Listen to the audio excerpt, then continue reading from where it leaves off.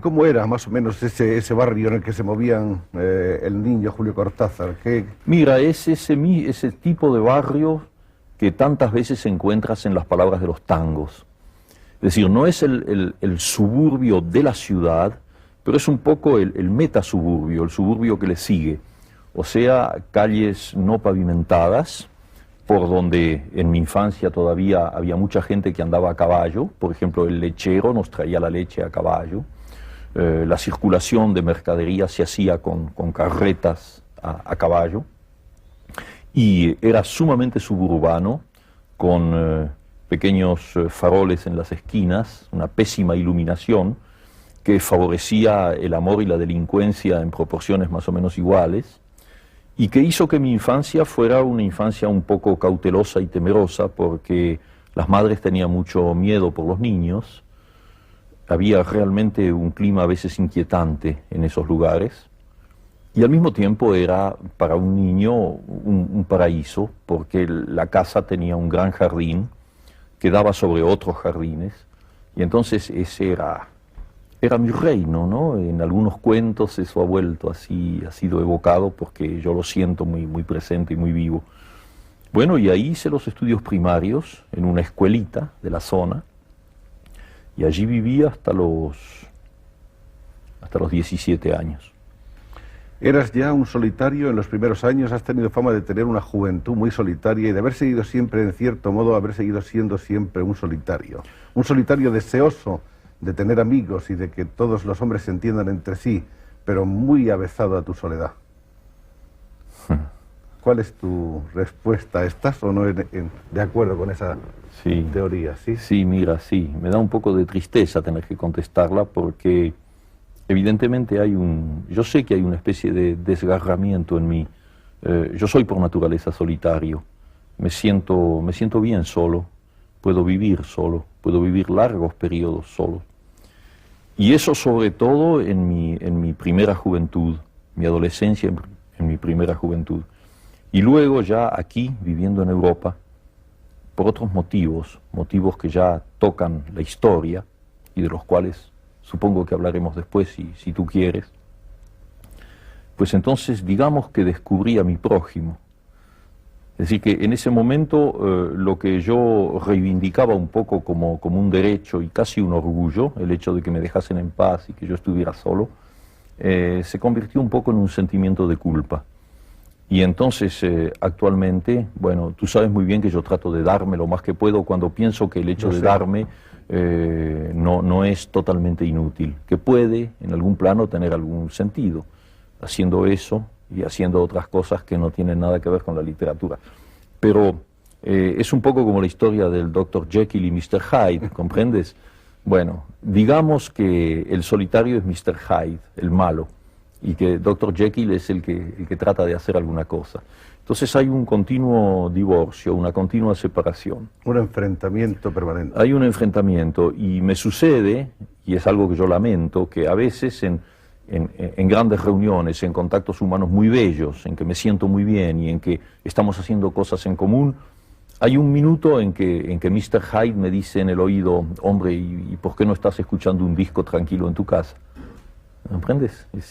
A veces Mr. Hyde tiene razón también. Bueno, yo pienso que sí. En todo caso, Mr. Hyde es mucho más responsable de todo eso que Dr. Jekyll.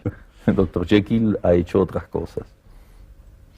En esos años entonces los amigos son pocos, en la escuelita, después en los estudios primarios, en el bachillerato, en la carrera de magisterio, en el profesorado. Sí, los amigos fueron pocos, pero buenos. Bueno, yo eso creo que es un principio que toda persona sensata elige automáticamente, no soy ninguna excepción, o sea que frente a esa gente que llama amigo a cualquiera, tengo muchos amigos. En el momento de saber quiénes son esos muchos amigos, se descubre que no hay tantos. Es decir, que desde niño yo preferí tener 2 o 3 compañeros con quienes me sentía en un nivel fraternal, con plena confianza para lo bueno y para lo malo. Y luego los demás, bueno, eran los compañeros así de trabajo, de juego. Y eso se continuó durante la adolescencia. Tuve muy pocos y maravillosos amigos, algunos de los cuales siguen siendo mis amigos, incluso algunos han venido a Europa y están ahí. Tu vocación literaria arranca desde el comienzo casi de tu vida, porque parece que a los 9 años habías escrito ya una novela que escribías en tu jardín, en ese jardín que has evocado, subiéndote a lo que parece a las ramas más sólidas de un sauce, de un viejo sauce. Estás muy bien informado realmente. Yo no sé por qué estoy aquí, porque Para bastaría con que tú dijeras todo eso y ya estaría bien, ¿no? Tú, porque nosotros tenemos los puntos de referencia, pero hay que escuchártelo a ti. No, pero es que me gusta que estés tan bien informado, porque no hay nada peor que una entrevista en la que sientes que el que te está haciendo preguntas tantea, ¿no? Tantea sin saber bien por qué y cómo va a preguntar. Entonces tienes tú que ayudarlo y se convierte en una tarea casi humanitaria, lo cual no es muy simpático en este caso. No, es verdad y es bastante espantoso porque mi madre, eso yo lo sé por ella, me ha dicho que desde los 9 años, 8 o 9 años, había que pescarme por aquí, sacarme un poco al sol, porque yo leía y escribía demasiado. Incluso hubo por ahí un médico que recetó que había que prohibirme los libros durante 4 o 5 meses. Lo cual fue un sufrimiento tan grande que mi madre, que es una mujer sensible e inteligente, pues me los devolvió, pidiéndome simplemente que leyera menos, cosa que yo hice en ese momento. Sin duda era necesario que hubiera un mayor equilibrio. Y entonces sí, es verdad que a los 9 años yo escribí una novela. No tengo la menor idea de lo que es, pero sí que era una cosa muy lacrimosa, muy romántica, en la que todo el mundo moría al final. Yo he sido siempre muy sentimental y lo sigo siendo.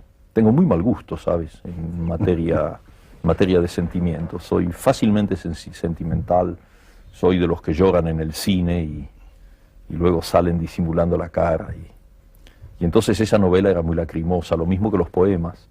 Escribía sonetos a mis compañeras de la escuela primaria, esas niñas con trencitas así, de las que yo me enamoraba fatalmente, con un amor que solo podía terminar en la muerte, ¿comprendes? La muerte de un niño. Y entonces todo eso está muy escondido por mi madre, porque sabe que si yo lo encuentro lo voy a quemar y entonces no quiere. Parece que tu madre dijo de esa novela, o por lo menos de algunos capítulos que leyó de esa novela, que no le parecía posible que la hubieras escrito tú y que sin duda estaba copiada de alguna parte. Mira, sí, ahí tocas un tema que fue un gran traumatismo para un niño, pero no se refiere a la novela. Yo había empezado a leer a Edgar Allan Poe, los cuentos, en español, porque yo no sabía otro idioma, y los poemas en la famosa traducción de Blanco Belmonte, que era la única que había en español en aquel entonces. Y bueno, todo eso me había aterrorizado, los cuentos, y conmovido los poemas. Y entonces escribí una serie de poemas que me imagino que eran un plagio involuntario, una imitación, una gran influencia. Bueno, esos poemas en realidad nadie los leyó, y luego desaparecieron no sé cómo, no los leyó nadie. Y seguía escribiendo algunos poemas en donde yo ya trabajaba un poco por mi cuenta. Y esa segunda serie cayó en manos de un pariente de la familia, un tío o algo así, que los leyó y que le dijo a mi madre que evidentemente esos poemas no eran míos, que yo los copiaba de alguna antología de poemas. Y me acuerdo siempre lo que fue para mí un dolor de niño, que es un dolor infinito y terrible, ¿no? Cuando mi madre, en quien yo tenía plena confianza, vino de noche, una noche antes de que yo me durmiera, a preguntarme, un poco avergonzada, me acuerdo, si realmente esos textos eran míos o yo los había copiado. Ahora, el hecho de que mi madre pudiera dudar de mí, yo se los había dado diciéndole que eran míos, que pudiera dudar de mí, fue uno de esos, es como la revelación de la muerte, ¿sabes? Esos primeros golpes que te marcan para siempre.